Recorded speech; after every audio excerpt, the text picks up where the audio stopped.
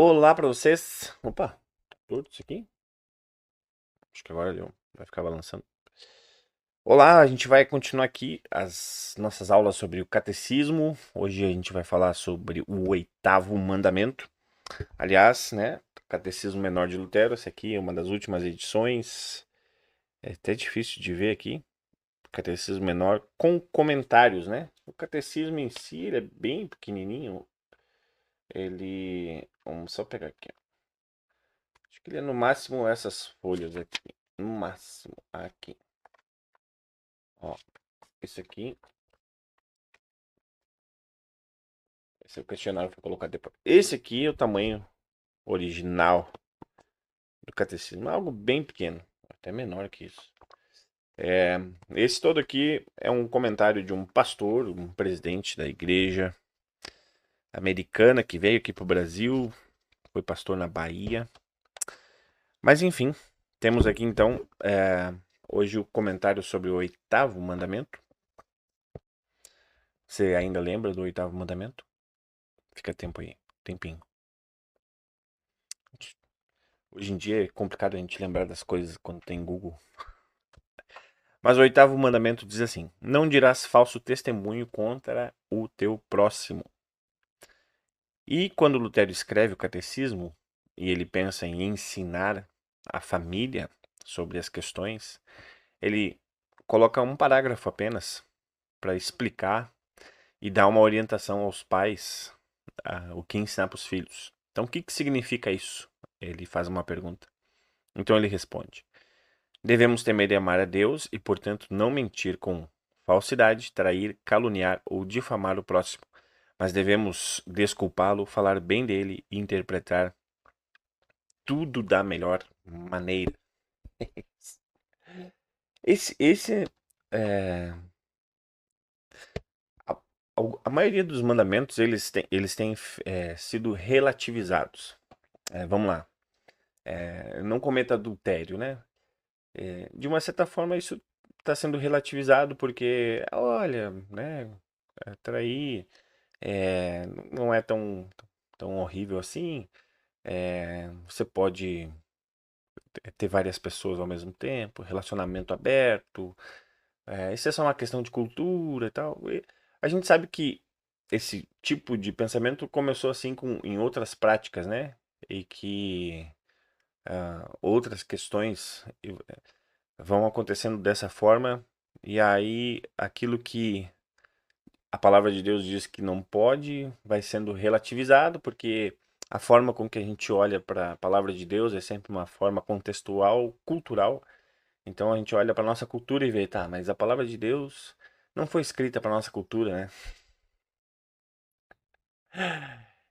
Se você já escutou isso, cuidado. A palavra de Deus foi escrita para o ser humano. E quem melhor do que Deus para conhecer o ser humano? Nem o ser humano conhece o ser humano como Deus conhece. E aí a gente acaba entrando nessa narrativa, digamos assim, de olhar para o texto bíblico, olhar para a palavra de Deus e falar: veja bem, a cultura em que o texto bíblico foi escrito é completamente diferente, tal. Enfim, a gente sempre, o povo de Israel fazia isso, constantemente tentando achar questões atuais para dizer que Deus não era suficiente, né? Quem não lembra do povo de Israel? Nossa, veja só. Ter o relacionamento com sacerdotisas de outros deuses não é errado. Aquilo que Moisés escreveu já tá, né? Não tá dando certo. Eles usavam essa expressão, na verdade. Não tá dando certo. Então a gente pode se relacionar com as filhas daqueles que acreditam em Baal, né? Ou seja, trair as nossas esposas com com as outras filhas, né? Enfim, a gente vê que o texto bíblico ele só mostra quem o ser humano é, independente do tempo, independente da cultura. E o oitavo mandamento, ele tem nos lembrado disso, né? Se a gente pega o não matar, não matar é não matar, né? Lutero até coloca o que significa isso, para dizer, olha, até em pensamento, né? Se você deseja fazer isso, você está fazendo.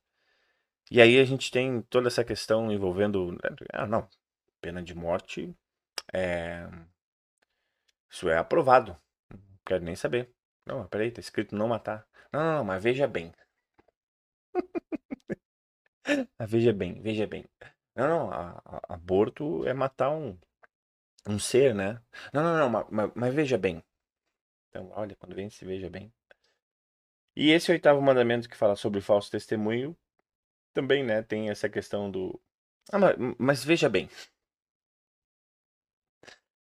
Então, e eu me incluo nisso, tá? Não tô dizendo aqui que a gente não tá junto nisso, mas é certamente a gente quando olha para os mandamentos de Deus, a gente sempre coloca um, mas veja bem. Enfim, ainda bem, não é veja bem. Ainda bem que nós temos Jesus Cristo, porque olha, se dependesse da gente, estaríamos completamente perdidos. Mas o oitavo mandamento nos dá algumas reflexões interessantes e eu fui buscar em alguns escritos de Lutero, com a ajuda do Genir Prosk Toledo, que é o GPT.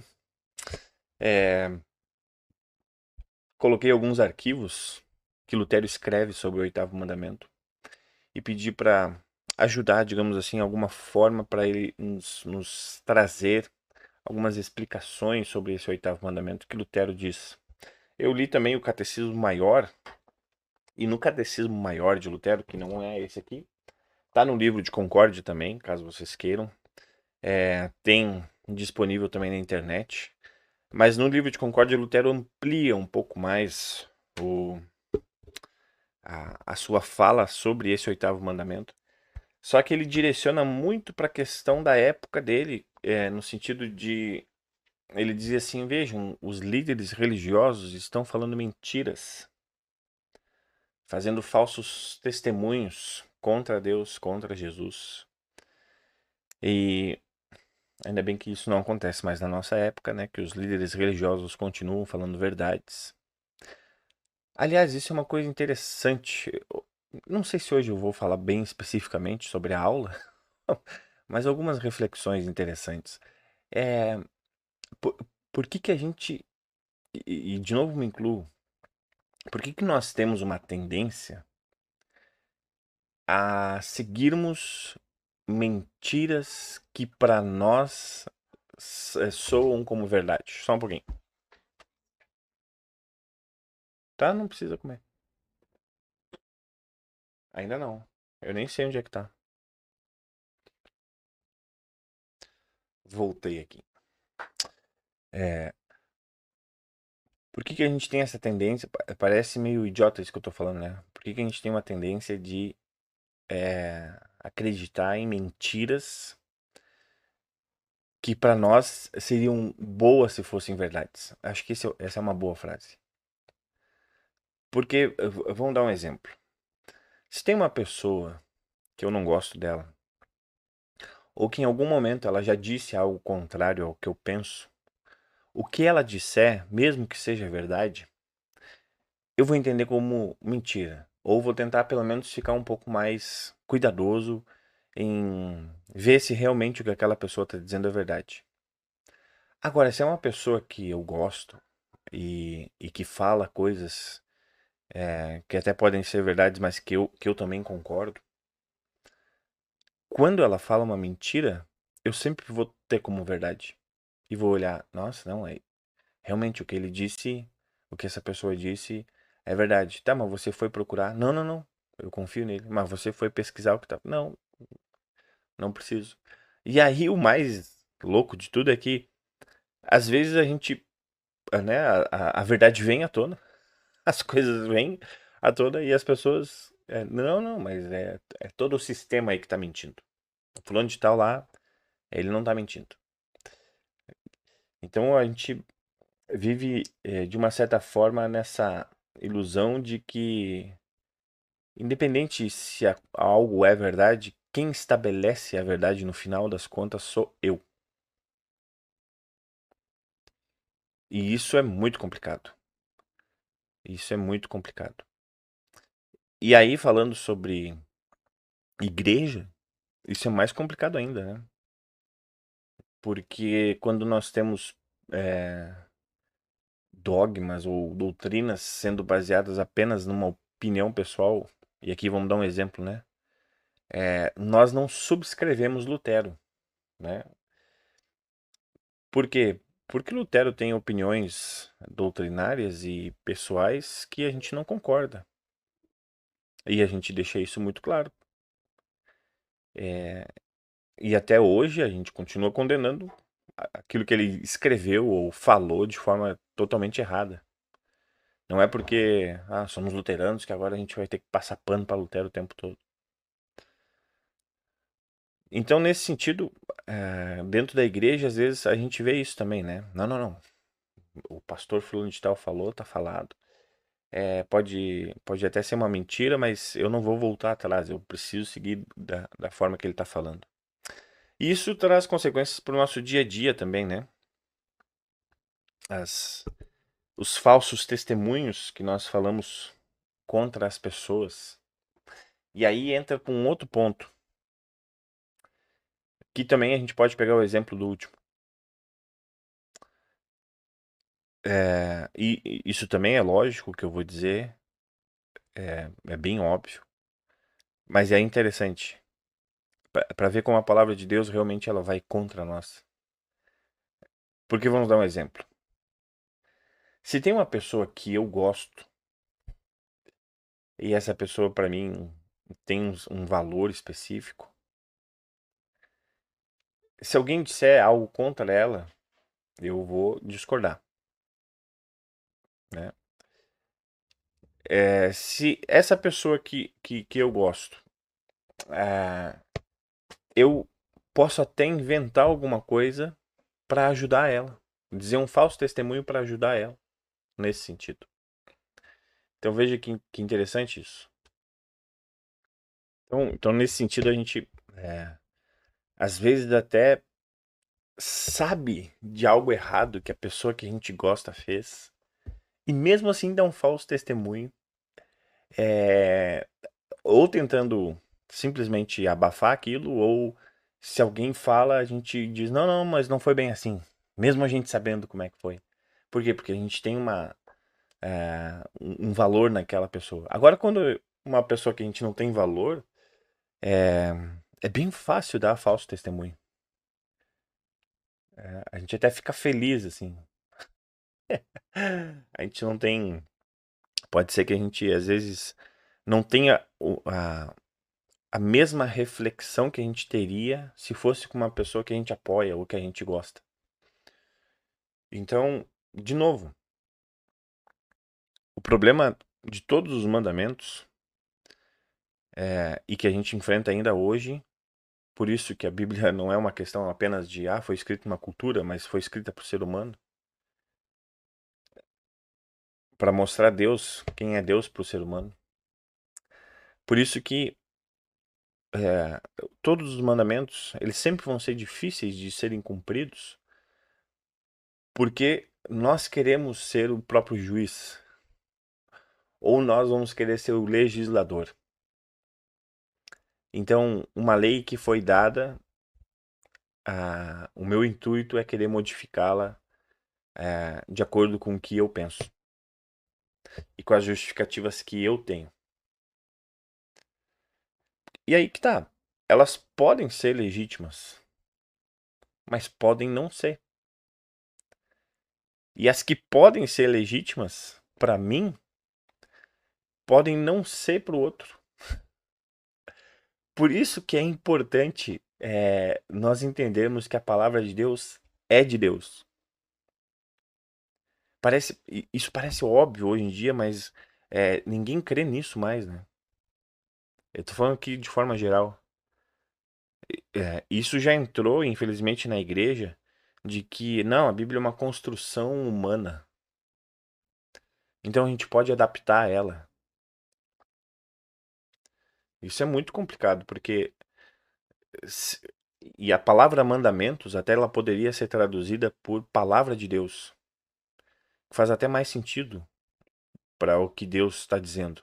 Olha, a palavra de Deus é essa: não mate, não roube, não cometa adultério, né? Não dê falso testemunho, não minta, não cobice, tenha um só Deus, santifique o dia, né? Enfim, todos esses mandamentos são algo bem simples e objetivo. E aí, o que que acontece? A gente começa a colocar emendas na Constituição. Não minta. Parágrafo, né? Parágrafo 1, artigo 1º. A não ser em casos em que a sua vida e blá, blá, blá, blá, blá. Poderia começar com mais o veja bem, veja bem. Então, nesse sentido, não temos escapatória em relação ao mandamento. E de novo, eu estou me colocando aqui no. Eu faço isso. E é errado, sempre vai ser errado. A gente não pode relativizar esse erro. A gente não pode relativizar qualquer mandamento que for. Porque a gente sempre usa a verdade a partir da nossa perspectiva. E de novo, vou falar. Por isso que a Bíblia ela é tão importante para nós, porque ela nos traz uma verdade na perspectiva de Deus. E Deus não escondeu, até mesmo na Bíblia, a verdade de quem o povo de Deus é, de quem o homem é. E isso é muito importante para nós, de saber que Deus poderia ter colocado na Bíblia apenas as glórias de Israel, né? Dizendo assim, nossa, vejam só, um povo que foi fiel até a vinda de Jesus. Vejam como eles guardaram. Poderia ter mentido, né? Poderia ter dito que, nossa, olha só como eram guerreiros, como eram é, é, pessoas que amavam, né, a sua família.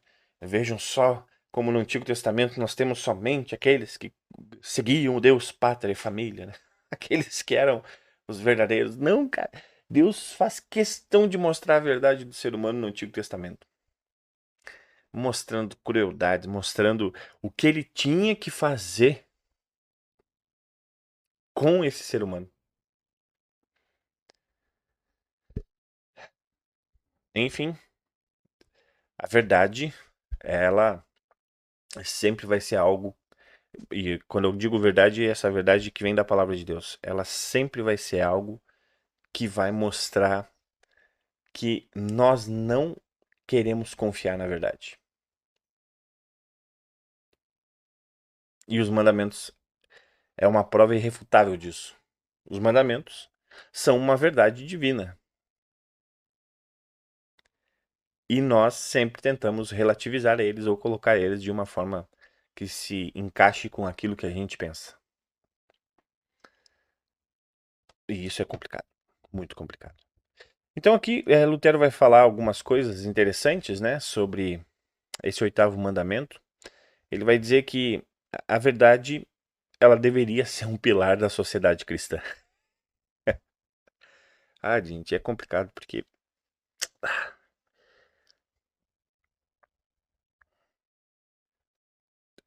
eu já falei um pouco sobre a chamada teologia do domínio. Ela surgiu na década de 80 nos Estados Unidos contra um presidente que era evangélico.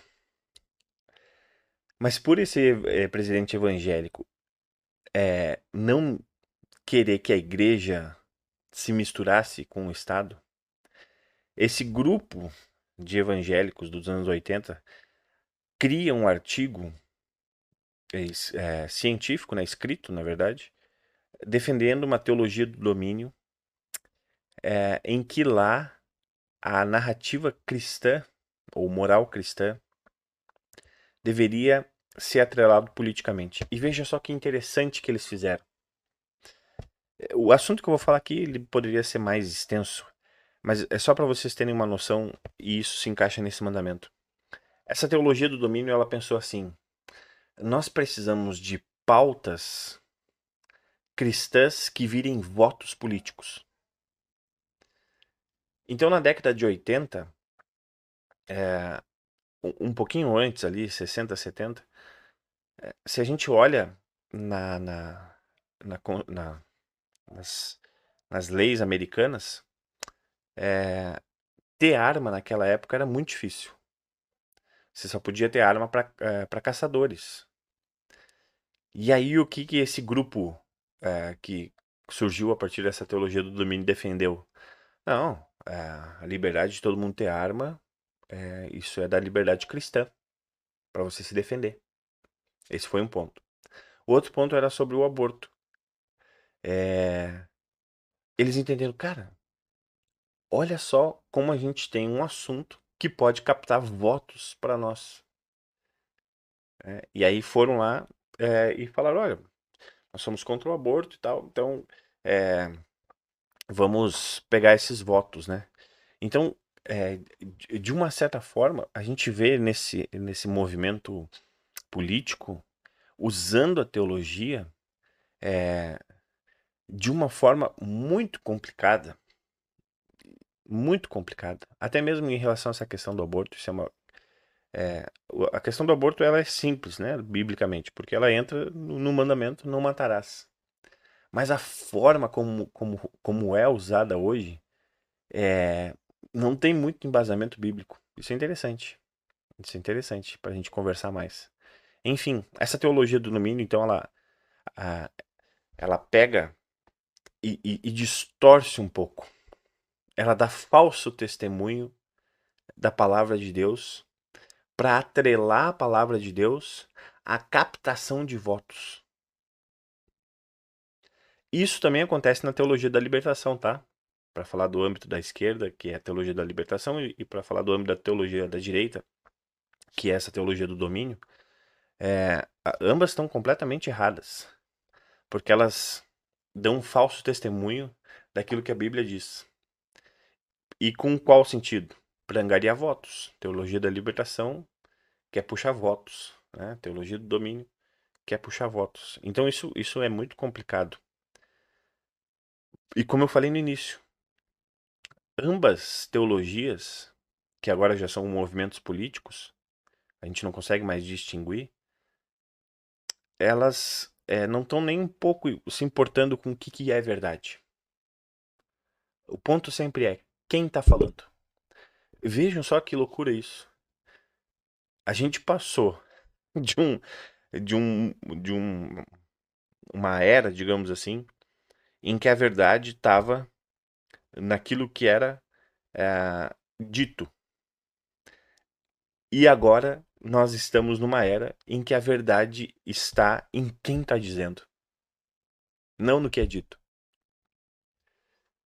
Porque se a verdade está em quem está dizendo, é mais fácil para eu usar o meu método interpretativo para dizer quem está dizendo a verdade ou quem está mentindo. De novo, eu posso excluir a palavra de Deus completamente, porque a minha interpretação é a que vai ser correta. Enfim, entrei num assunto polêmico aqui, mas quando Lutero fala sobre a verdade como pilar da sociedade, ele não vai dizer que a sociedade organizada, e aqui seria um anacronismo falar sobre essa questão de Estado, né? Nesse sentido que eu falei agora, mas que a partir disso a sociedade deveria olhar para a palavra de Deus como um instrumento da verdade e usar aquilo para ser o pilar da sociedade, e não o contrário, que é o que a gente vê hoje, inclusive entre os, os cristãos, digamos assim, tanto de esquerda como de direita. Eles fazem o oposto do que Lutero fala aqui. Lutero então via a verdade como essencial para manter a confiança e a harmonia em uma sociedade cristã. Ele acreditava que mentir ou dar falso testemunho comprometia essa base, criando uma cultura de desconfiança e injustiça, algo óbvio. Lutero condenava as práticas da igreja de sua época, como quando líderes religiosos, incluindo o Papa, justificavam mentiras e perjúrios em nome de interesses políticos e eclesiásticos. Ele considerava isso uma corrupção do mandamento que deveria proteger a verdade e não distorcê-la. Proteger a verdade é proteger a palavra de Deus. Esse é o ponto. Promover a boa reputação do próximo. Com as redes sociais isso é impossível. Lutero ensinava que não basta evitar mentir, é necessário proteger a honra do próximo. Isso significa evitar calúnias, comentários maldosos que possam ferir outras pessoas, né? A importância do silêncio prudente. Isso aqui eu achei interessante. Saber quando falar e quando se calar é uma virtude que Lutero incentivava. A verdade deve ser dita com amor e discernimento, e evitando que palavras mal colocadas causem mais dano do que benefício. Isso é algo interessante, né? Às vezes a pessoa diz, não, não, mas eu sou sincera. Eu falo o que tem que falar. A verdade dói. A verdade machuca. E aí a gente usa essas justificativas para falar a verdade de uma forma com que a pessoa vai se machucar ou nem vai querer ouvir, né? Eu vou pegar o exemplo, de novo, político, né? Quando a gente tem discussões sobre maneiras políticas, a gente, hoje em dia, a gente vai para a baixaria, né? Começa a falar da vida pessoal do candidato, ninguém mais fala sobre realmente questões técnicas governamentais, né? É muito mais sobre o que o cara comeu, que time que o cara torce, umas bobagens assim, impressionante. E nesse sentido, é, as coisas que a gente vai falar podem até ser verdades, mas a gente usa aquilo como uma forma de humilhar, de lacrar, né? De dizer, o que eu falei? Aí às vezes ninguém tá prestando atenção no assunto, é só na forma com que o cara fez com que a outra pessoa fosse humilhada, fosse detonada. Então é interessante que às vezes o silêncio, ele não é uma omissão, não é uma mentira. O silêncio é apenas uma forma de falarmos a verdade no momento adequado, no momento prudente, em que a pessoa que precisa escutar a verdade vai ouvir de uma forma melhor. Acho que um dos melhores exemplos que a gente tem no texto bíblico é quando Natã foi falar para Davi que ele tinha cometido um crime. Como é que Natã faz aquilo, né? É um exemplo sensacional. Natã não chega com os dois pés na porta falando, seu adúltero, né? Pecador, homem infiel, você vai pro inferno, seu satanás, não sei o quê, né? Nunca mais a gente vai votar em você, porque você traiu a sua esposa, você matou um homem, né? Não tem moral, não defende Deus, pátria e família, você não tem moral pra isso. Nathan chega pra ele, e aí, cara, vamos tomar um cafezinho aqui, vamos. É, como é que tá a vida aí? Ah, pois é, tá indo. Cara, tu não vai ter noção. Teve um cara, um fazendeiro, que tinha mais de 60 ovelhas. Tu acredita que ele foi lá no vizinho e pegou a única ovelha que aquele outro fazendeiro tinha? Ah, Davi ficou louco da vida, né? Como assim? Que absurdo isso. Aí Nathan disse, pois é, essa é a verdade sobre você. Aí ele se tocou. Então vejam a forma como que Nathan fez isso, né? Ele disse a verdade de uma forma muito importante. Isso a gente precisa manter ainda, né? A punição divina para os que mentem. Lutero lembrava que aqueles que quebram o oitavo mandamento estão sujeitos à condenação divina, né?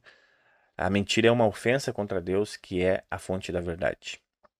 Para aqueles que caíram na tentação de mentir, Lutero aconselhava a confissão e o arrependimento como passos essenciais para restaurar a integridade cristã.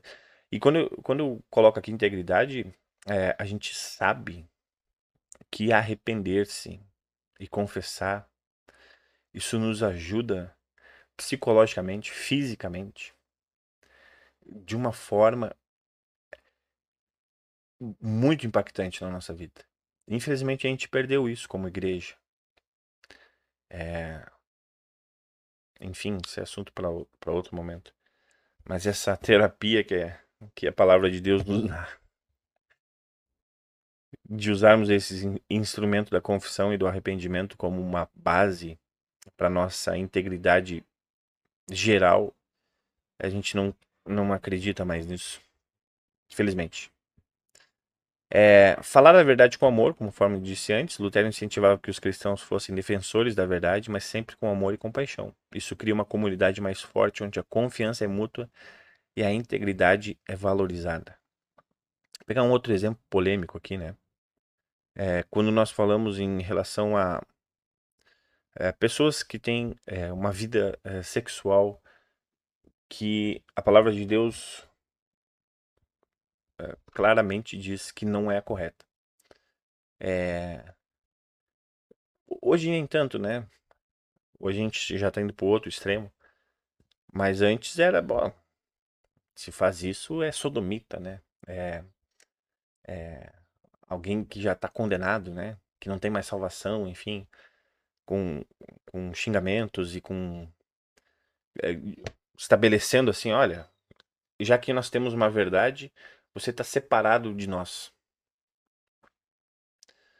Ah, se entendeu que não é assim que funciona, que Jesus nunca ensinou isso, que a forma de acolhimento, a forma de dizer que aquilo que a pessoa está fazendo é errado, não é dessa maneira. E aqui vem um outro ponto interessante. Falar a verdade dá trabalho. Mentir é muito mais fácil. Mentir que uma pessoa vai ficar condenada por ser homossexual, digamos assim, é, é mais fácil do que eu falar pra ela: olha, vamos caminhar juntos. Você crê em Jesus? Você sabe o que Jesus fez? Você sabe o que Jesus faz? Isso é mais difícil porque vai depender de nós esforço, vai depender de nós companhia, vai depender de nós muitas coisas. Que nem quando fazia capelania lá no presídio. Isso era muito complicado quando eu conversava com aqueles que violentavam mulheres, né? Porque pra mim eles tinham que mais era que se lascar mesmo, né? É, mas um professor me disse, não, mas peraí, eu não tô comparando aqui, tá? Tô dando exemplos distintos. Antes que alguém diga que tô comparando as coisas. É, não, Jesus precisa ser anunciado. Por quê? E aqui vem um ponto que Lutero enfatiza. Porque o evangelho precisa ser anunciado pra mim. É,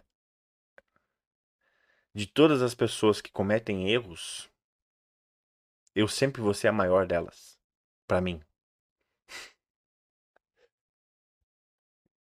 Porque eu sou o único que convivo comigo mesmo, como diria o Clóvis de Barros Filho. Então nesse sentido, se eu usar essa condenação que os mandamentos estão dizendo, o peso maior sempre vai ser pra mim do que pra outra pessoa. Mas, como eu disse antes, como que a nossa sociedade hoje, ela entende que é a partir dela que ela vai interpretar os mandamentos, ela pode olhar para esses mandamentos e dizer: isso se aplica aos outros. Não, isso é mais rigoroso a quem é homossexual. Ah, não, não. O outro lá que desviou uma verba. Não, não. O cara lá que se separou. Não, não, não.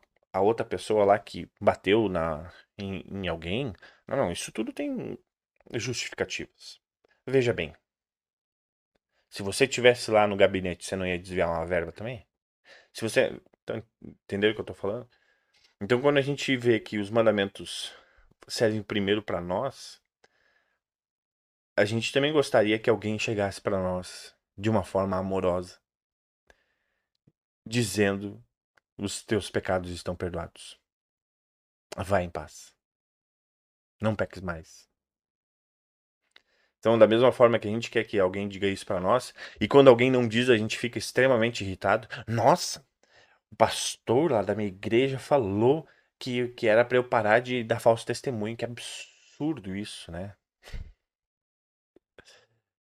Então, nesse sentido, falar a verdade com amor, ela é importante. Mas, de novo, às vezes a gente pode ir para um outro extremo de não falar nada e achar que isso é amor. E esse é um outro ponto. Ah, não, não. Cada um, cada um com seus cada um, né? Quem sou eu para julgar? Quem sou eu para dizer o que alguém tem que fazer? Por isso que eu digo, assim como mentir é mais fácil, se omitir também é mais fácil. Então, para nossa sociedade hoje em dia, é muito mais fácil se omitir. Ah, o fulano de tal tá usando droga lá. Pô, mas isso é errado. Não, mas veja bem. Isso aí é ele com ele, né? Enfim, essas questões são complicadas. Discuta com é, outras pessoas, né? Situações difíceis em que vocês às vezes precisem falar a verdade. Isso é algo que a igreja podia fazer, né? A gente não faz aqui na nossa congregação.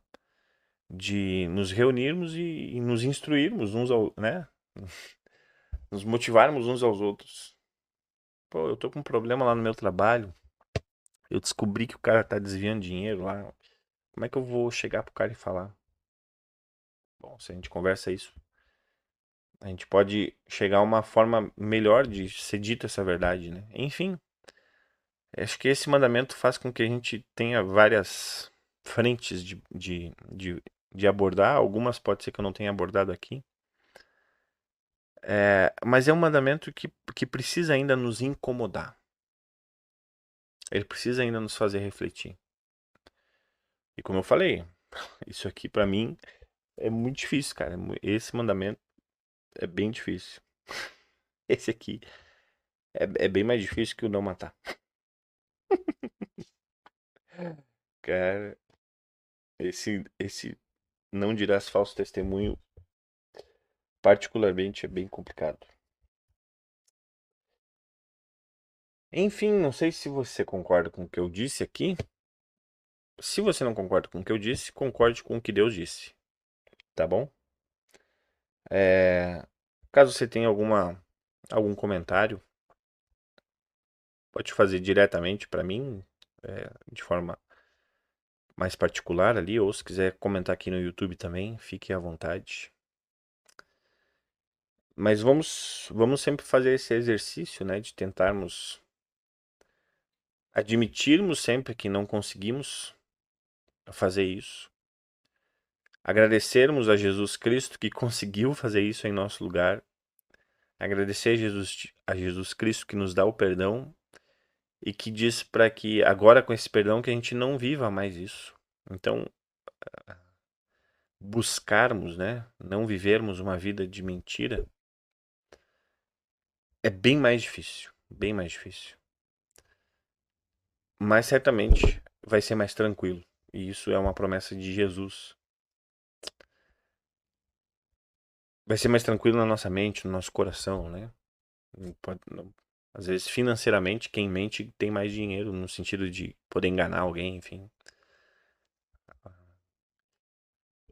Se a igreja, uma igreja com mentiras, ela pode crescer bastante, né?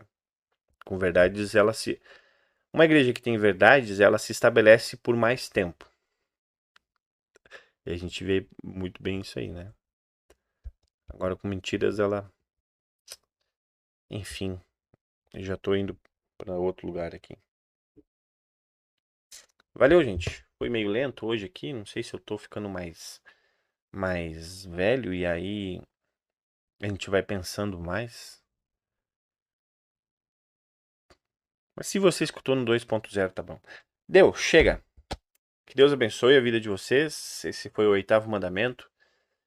Caso você queira saber mais sobre o oitavo mandamento, tem lá o Catecismo Maior, comentário de Lutero sobre o oitavo mandamento no YouTube. Se você colocar lá oitavo mandamento e IELB, vai ter um programa específico lá de outra congregação sobre esse oitavo mandamento. Vai ter um estudo que o presidente da nossa igreja, Geraldo Schiller, fez também sobre os mandamentos. Mas essa é a nossa contribuição. Que Deus abençoe vocês. Um forte abraço e Deus cuida. Deixa eu interromper aqui.